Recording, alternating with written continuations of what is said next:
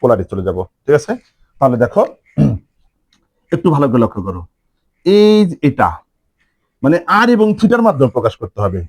তাহলে আমরা জানি কি বলো, আমরা জানি হচ্ছে এই x square plus y square is equal to r square. আসলে মেইন জানি হচ্ছে যেটা, যে r equal to root over x square plus y square, এটা সূত্র তোমরা মুখস্থ করে থাকো। আর এটাকে যদি আমি স্কোয়ারিং করে দেই তাহলে বিষয়টা কি এরকম দাঁড়াবে। তাহলে এখন এটার পরিবর্তে এই আর স্কোয়ার প্লাস এ ইন্টু, আমরা এই এক্স ইকুয়াল টু জানি r cos theta, y equal to জানি আর সাইন থিটা। ঠিক আছে বন্ধুরা, একটু ভালো করে লক্ষ্য করো। তাহলে এই ওয়াই ইকুয়াল টু আমরা কি লিখে ফেলবো, এই ওয়াই ইকুয়াল টু লিখবো এবার এই r sine theta is equal to 0। ভালো করে লক্ষ্য করো।